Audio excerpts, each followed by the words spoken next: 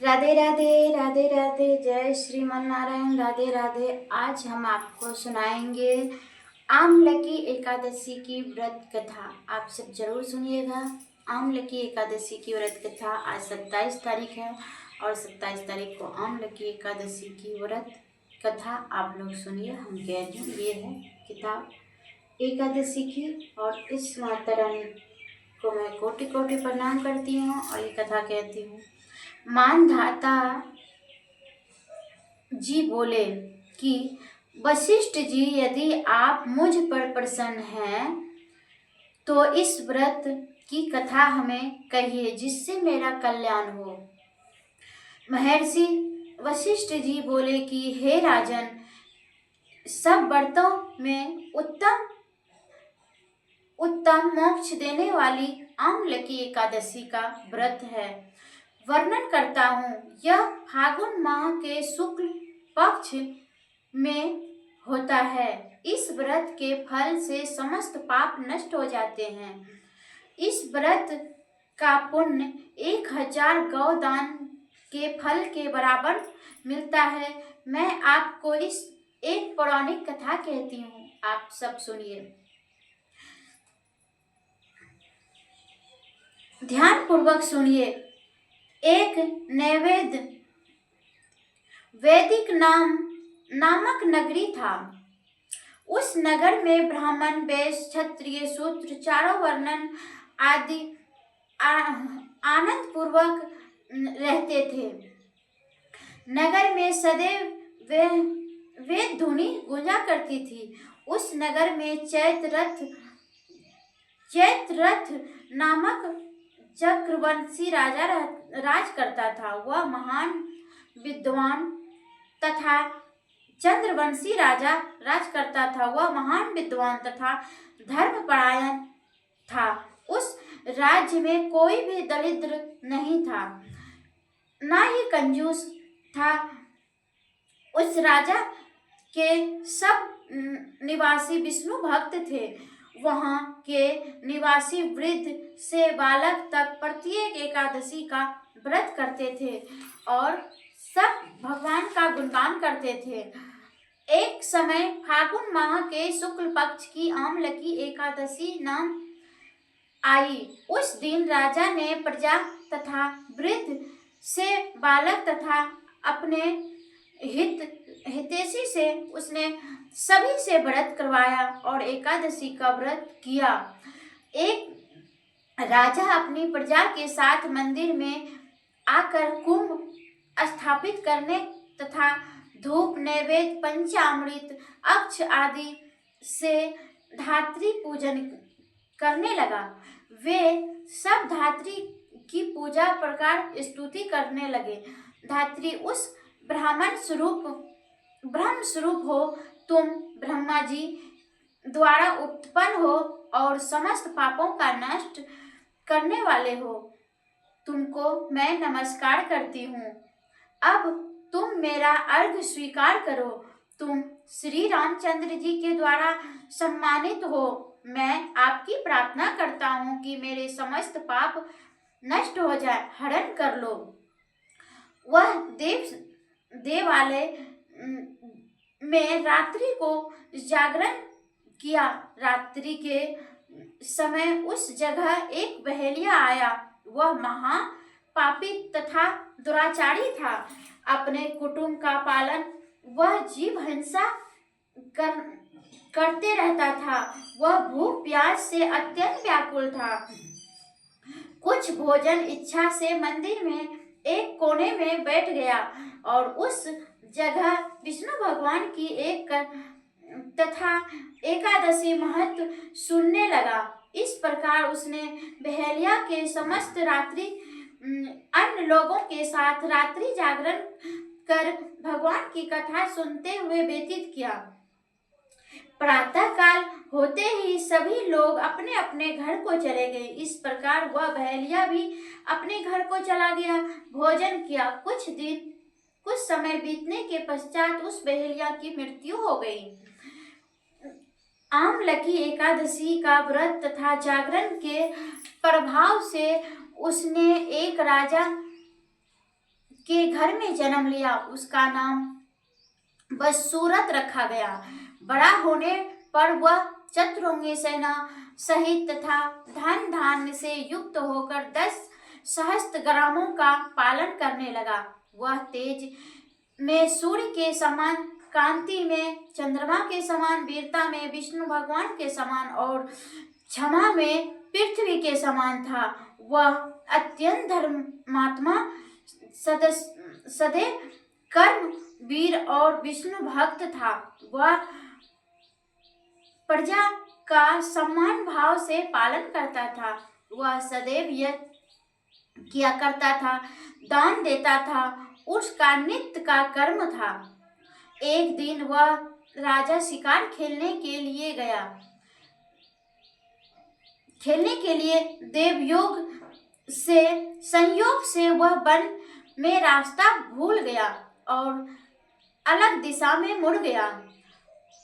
इस कारण उसका वन में वृक्ष के नीचे सो गया। उसी समय पहाड़ी से डाकू कूद कर आया और वहां आए और राजा को अकेला देखकर उस पर मारो मारो मारो कहकर उस पे टूट पड़े। वह डाकू कहने लगे कि इस दुष्ट राजा ने हमारे माता पिता, पुत्र पौत्र आदि संबंधों को मारा है तथा देश से निकाला दिया जाएगा अंत में, अतः इसमें अब अवश्य मरना चाहिए इसे। ऐसा कहकर वह डाकू राजा को मारने लगा और वह अस्त्र शस्त्र का प्रहार करने लगे। तभी अस्त्र शस्त्र राजा के शरीर पर गिरते ही वह नष्ट हो जाता था और राजा को पुष्प के समान पीड़ित होता था। उन डाकुओं को अस्त्र शस्त्र उस पर उल्टा प्रहार करने लगा। इससे डाकू मूर्छित होकर गिर पड़ा। उस समय राजा के शरीर से एक दिव्य देवी प्रकट हुआ और वह कहने लगा, देवी अत्यंत सुंदर थी। वह बहुत सुंदर थी, वस्त्रों का आभूषणों से आलोकित थी। उसकी भृकुटी टेढ़ी थी, उसकी आंखें लाल लाल अग्नि से निकल रही थी। वह उस समय दूसरे काल के सामने पीड़ित होती थी। वह उन डाकुओं को मारने दौड़ी और समस्त डाकुओं को काल के गाल में पहुंचा दिया। जब राजा जगा तब इस डाकू को मरा हुआ देखकर सोचने लगा कि इन शत्रुओं को किसने मारा है। मेरा यह वन में कौन हितैषी रहता है। जब वह राजा ऐसा विचार कर रहा था तभी ही वहां आकाशवाणी हुई और कहा, राजन, इस संसार में विष्णु भगवान के अतिरिक्त तेरा कौन रक्षा कर सकता है। इस आकाशवाणी को सुनकर राजा अपने नगर को वापस चला गया और सुखपूर्वक रहने लगा। महर्षि वशिष्ठ जी बोले, हे राजन, यह सब आमलकी एकादशी व्रत कथा का प्रभाव था। जो मनुष्य इस आमलकी एकादशी का व्रत करता है, कथा पढ़ता है, सुनता है, दूसरों को सुनाता है, वे प्रत्येक कार्य में सफल होता है और अंत में विष्णु लोक को जाता है। इसीलिए आमलकी एकादशी का व्रत सभी को करना चाहिए। सब बोलिए, जय श्रीमन नारायण, जय श्रीमन नारायण, जय विष्णु भगवान। राधे राधे। अब मैं आपको आरती सुनाती हूँ।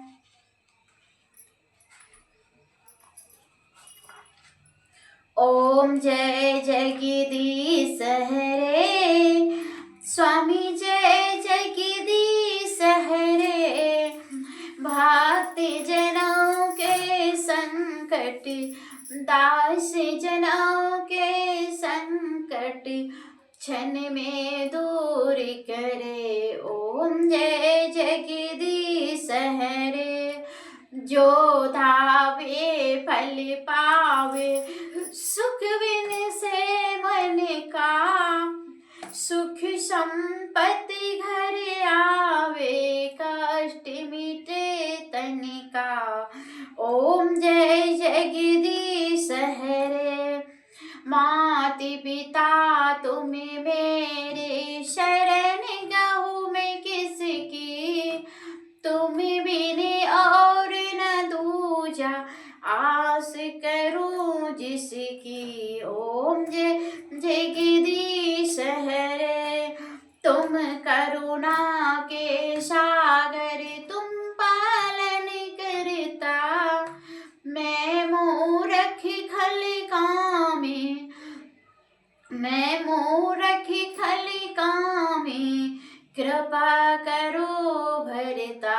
ओम जय जगदीश हरे, तुम हो एक अगोचर सबके प्राणपति, किसी विधि मिलूं दया में, किसी विधि मिलूं दया में, तुमको मैं कुमति। ओम जय जगदीश हरे, जय जगदीश हरे। जय विष्णु भगवान की जय।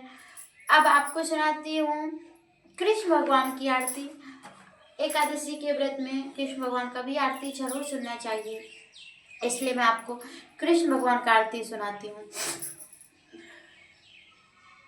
आरती युगल किशोरी की राधे धननी छावर की, रवि सी कोटि वदन सी शोभा, तो ही निरंतर मेरा मन लोभा, घोर श्याम मुख निरंतर रीझे, प्रभु को स्वरूप नयन भर बीजे, कंचन थाल कपूर की बातें हरियावे, निर्मन भय छाती, फूलन की सेज फूलन की माला, रक्त सिंहासन बैठे मोरे नंद लाला, मोर मुकुट कर मुरली शोभे, नटवर बेश देखे मन मोहे, आधा नील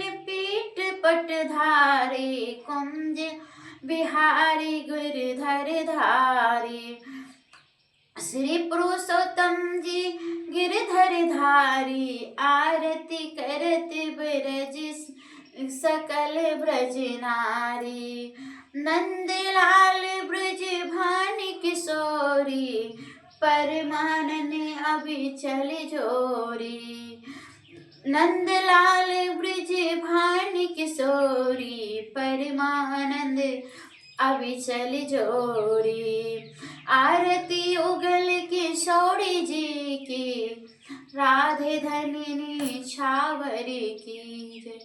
जय श्रीमान नारायण, जय श्रीमान नारायण, राधे राधे राधे राधे राधे राधे, जय श्रीमान नारायण।